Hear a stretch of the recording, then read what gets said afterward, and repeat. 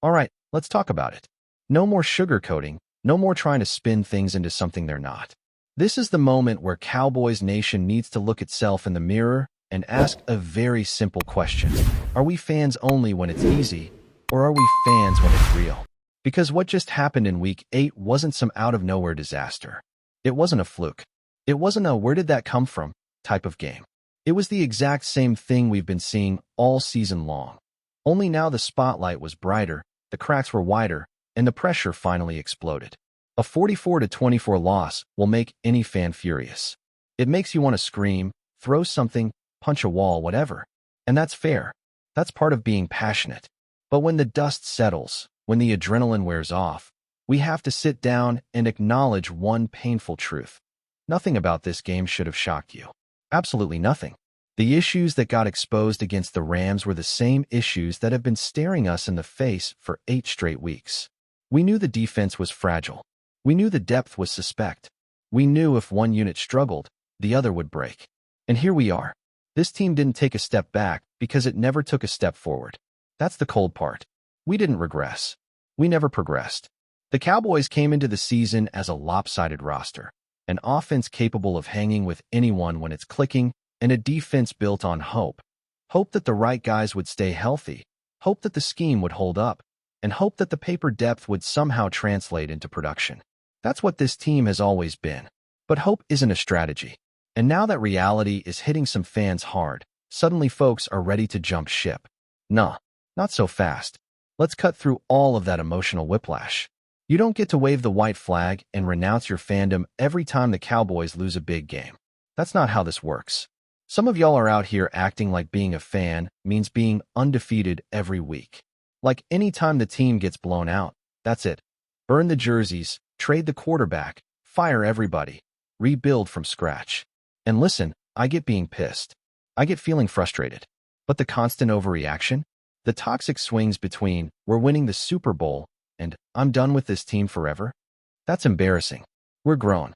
Let's act like it. Here's what we actually saw. We saw a team that is what we thought it was. Dangerous on one side of the ball, vulnerable on the other. And when you combine that with key injuries and a thin roster, guess what? You get exposed. You get carved up. And if the offense can't play flawless football, if they can't put up 35 every game just to stay competitive, then you're going to see ugly results like this one. That's not an overreaction.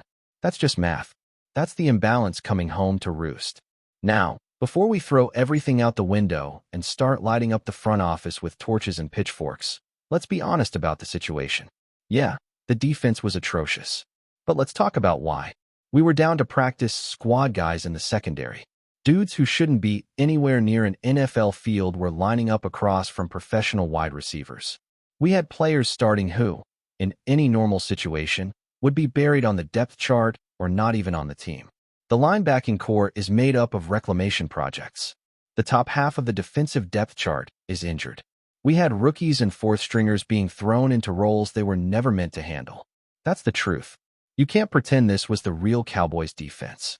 This was a patchwork version, stitched together and sent into battle with duct tape and crossed fingers. And let's not act like the defensive coordinator was handed a fair hand either. He came into the season with a scheme designed to thrive with a dominant pass rush. Pressure that forces quick throws, that makes quarterbacks uncomfortable, that lets the secondary play downhill and aggressive. That plan went out the window the second the injury bug started biting. So yeah, his scheme looks awful now. He's had to adjust on the fly, mid-season, with spare parts. It's ugly, but that's the context. No, it's not an excuse. He still has to be held accountable. But let's not pretend like the whole plan was destined to fail from day one. It fell apart because the foundation, the players the system was built around, disappeared. So what do you do now? Do you give up on the season? Absolutely not. Because despite all of this, despite a humiliating loss, despite the injuries, despite the defensive nightmare, the Cowboys are still just 2 games out of a wild card spot. The offense is still top 5 in the league. The NFC is wide open. There's no juggernaut out there steamrolling the competition. There is no team that looks unbeatable. That means the window is still cracked open. And when you have a team with offensive firepower, you owe it to the players and the fans to keep pushing. You don't fold. You don't quit. This next stretch of the season is about decisions. Does the front office go out and try to supplement this defense with real talent? Or do they just wait, hope guys get healthy, and ride it out? Because if they do nothing, if they just wait and watch, then they better be prepared to make tough calls when the season ends.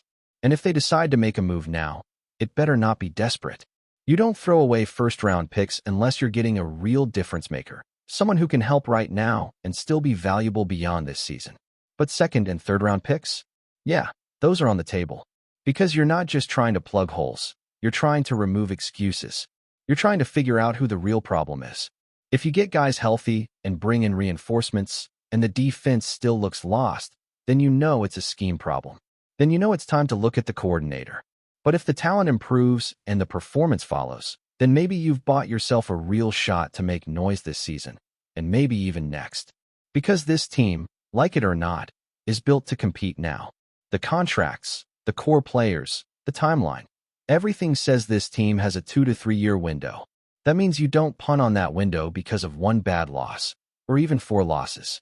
You double down and figure out how to get this team back on track. And to all the fans already talking about tanking, already counting this season as a failure, stop it. You know damn well you'll be back if the Cowboys go on a win streak. If they knock off a top team or make a key trade or start clicking again, you'll be back in your jersey talking playoffs. So stop pretending. Either ride with the team or don't, but don't flip-flop every week. That's not fandom. That's emotional instability. And it's hurting the vibe. We knew this year was going to be tough. We knew the roster had holes. But we also knew this offense could be special.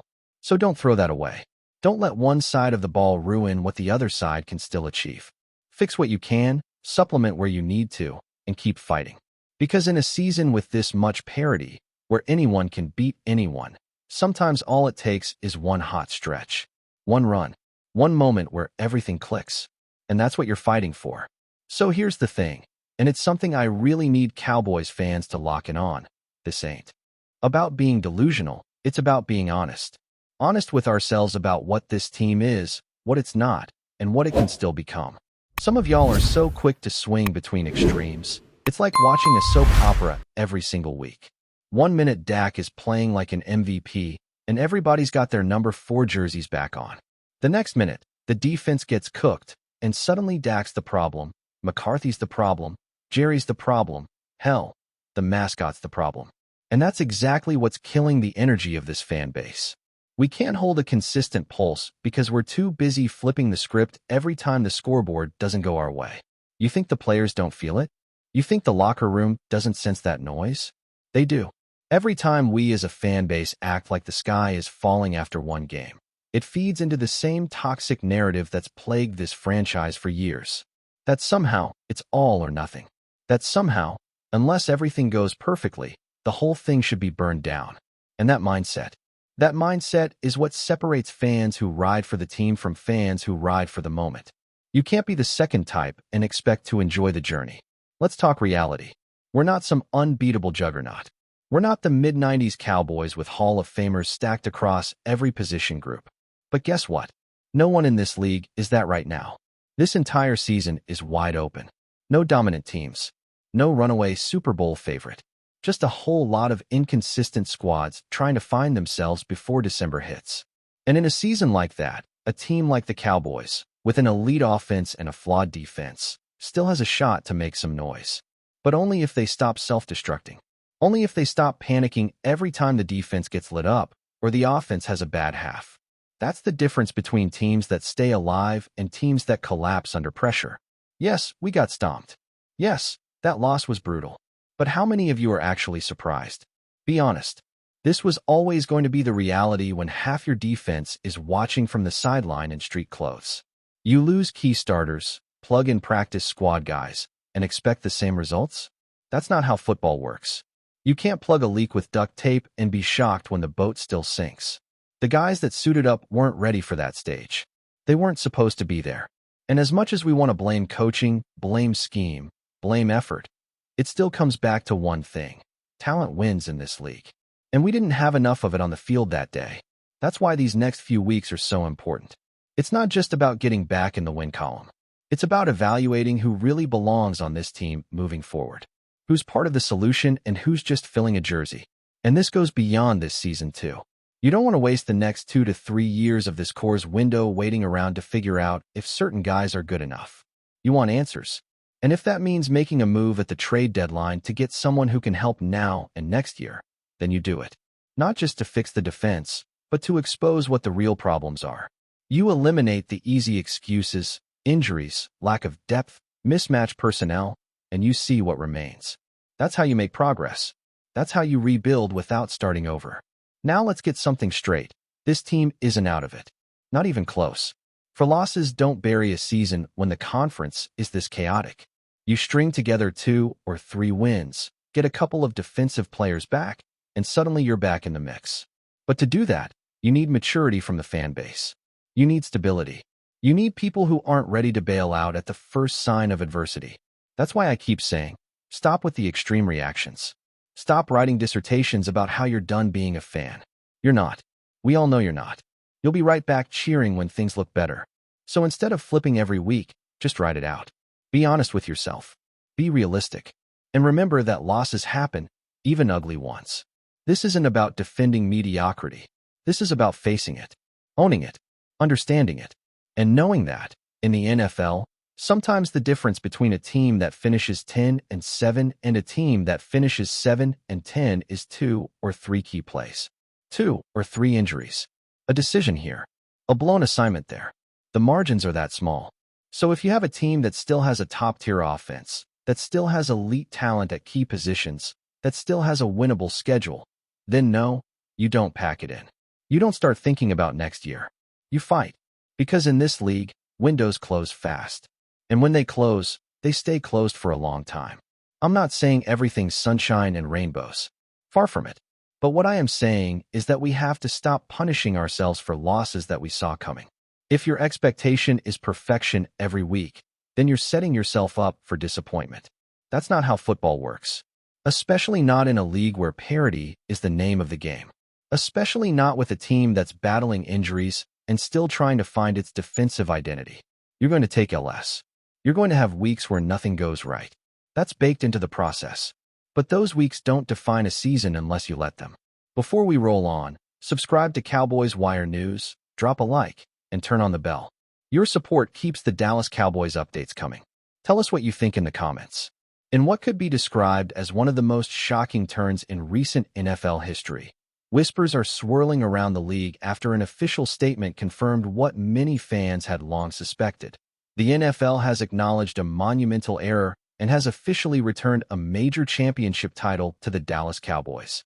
The news, first hinted at through cryptic league communications and insider chatter, has ignited a firestorm of speculation, debate, and outright jubilation among Cowboys supporters nationwide. Sources close to the league suggest that the original misallocation of the title stemmed from a scoring discrepancy during a pivotal game several seasons ago, an oversight that, until now, had gone unnoticed despite repeated inquiries and mounting fan pressure. While details remain deliberately vague, insiders hint that advanced analytics, video reviews, and a series of previously unexamined referee reports finally brought the mistake to light. If true, this revelation could reshape the narrative of one of the NFL's most hotly contested seasons, rewriting history for players, coaches, and fans alike. The Cowboys' locker room is reportedly buzzing with anticipation. Current and former players, some of whom have long argued that their team had been robbed of rightful recognition, are said to be preparing a celebration unlike any other. Meanwhile, social media has erupted with speculation. Could this decision spark legal challenges from other teams, or will the league's concession finally lay old rivalries to rest?